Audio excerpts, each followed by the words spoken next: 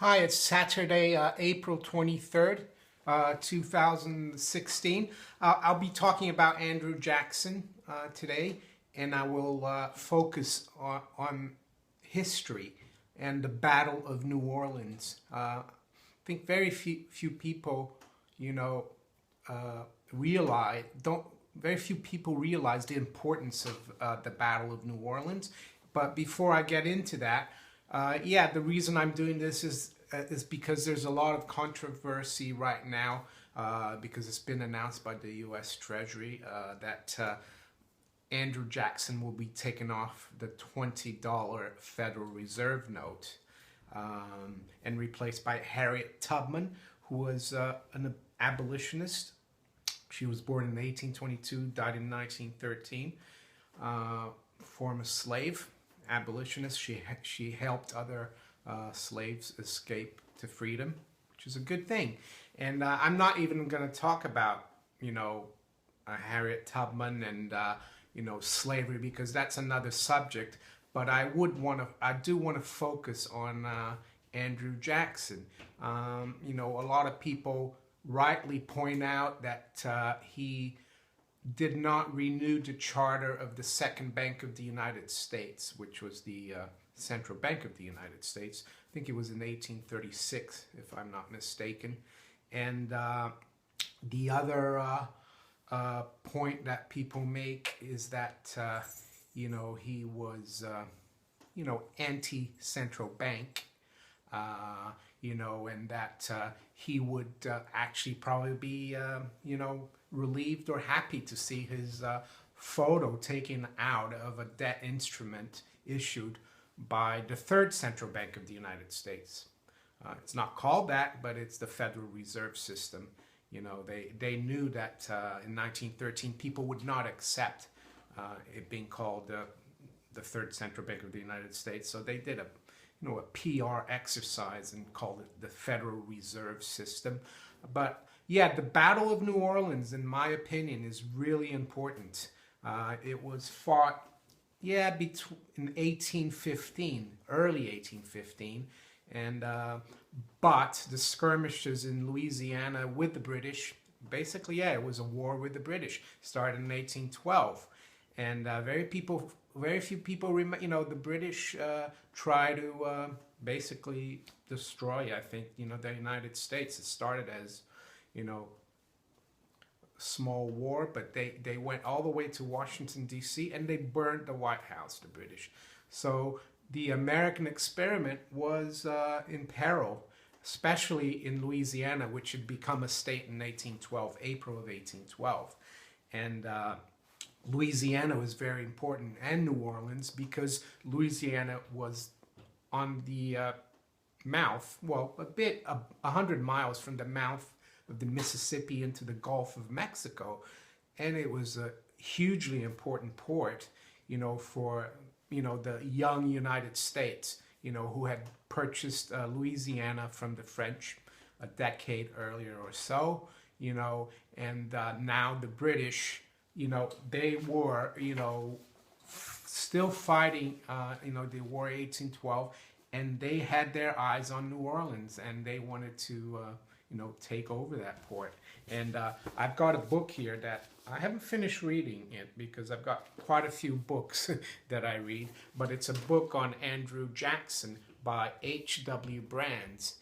And H.W. Brands is a very good historical author. He also wrote this book, The Age of Gold, which is all about the gold rush in California and all the pioneers and the move to the West. But in Andrew Jackson, Life and Times of Andrew Jackson, H.W.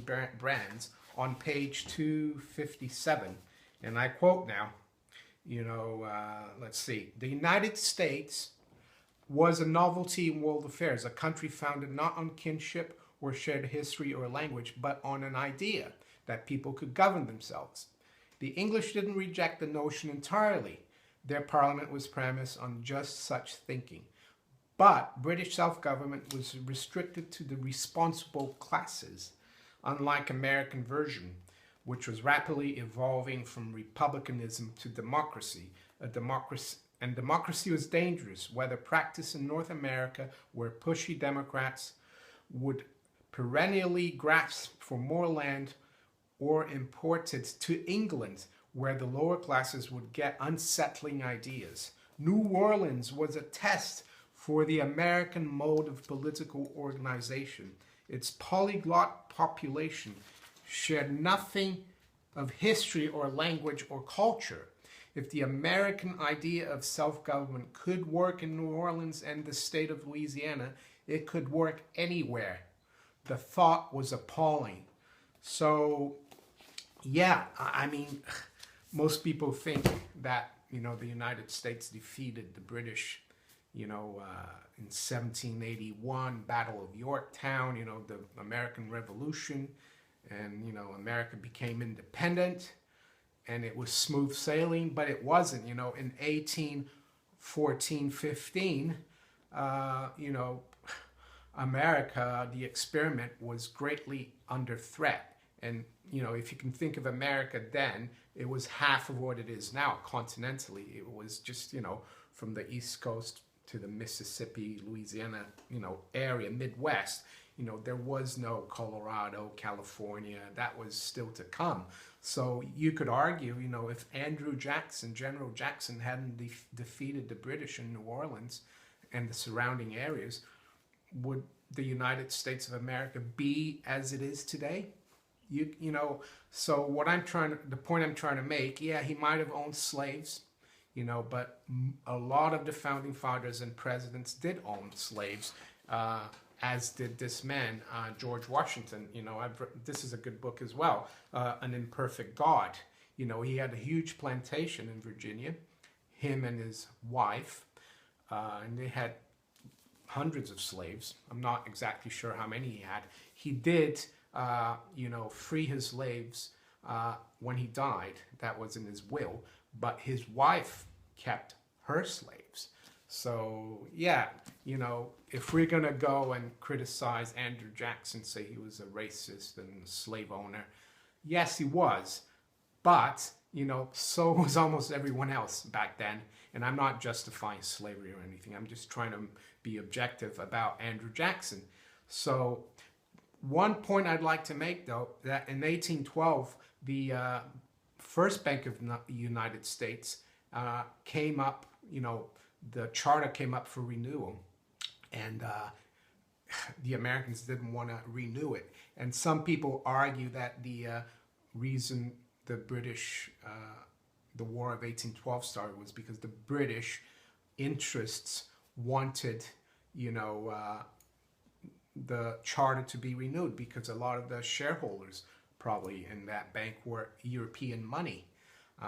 Even though a lot of people say that the war was because the British Royal Navy, they were like kind of taking American, I don't know, you don't call it kidnapping, there's another word for it, I forgot, but they're taking American citizens and, taking them into the Royal Navy, basically, kidnapping them. And apparently that was one of the reasons this war started. But could it have been, a little more, political than that? More to the fact that there was, a lot of, opposition to renewing the first charter, the first Bank of the United States. And the second Bank of the U.S., let's see here, was founded in 1816. But the charter for the first bank came for renewal in 1812. So, and then, the War of 1812 ended in a stalemate, but at least America did not lose Louisiana and the Mississippi, and but it, we did get a second Bank of the United States after the, the Treaty of Ghent in Belgium, which is actually, the Treaty of Ghent was signed, and they agreed, to basically a draw or a tie in the war, while the Battle of New Orleans was being fought, because back then you didn't have, fast communication. So, but very interesting, so all in all, yeah, Andrew Jackson, in my opinion, aside from being anti-central banks, he, as a general, I think he was a really important figure, you know, much like General Washington, who led, you know, the American colonists to independence from the British. General Jackson was influential in maintaining that independence and keeping, you know, the experiment going in 1814-15 thereabouts. So yeah, I think he was a much more important figure than many people realize. As for the $20 note, yeah, I don't think Andrew Jackson, yeah, would have been unhappy or upset to be replaced from the $20 Federal Reserve note. If anything, he probably wasn't very happy beyond that because, you know, he was anti-central banks. So yeah, there's a bit of history there. The Battle of New Orleans, very important battle in the War of 1812, took place in 1815. I think it was January 1815, the Battle of New Orleans. Yeah, January 8th, 1815. Yeah. Take care. I'll talk to you later. Bye.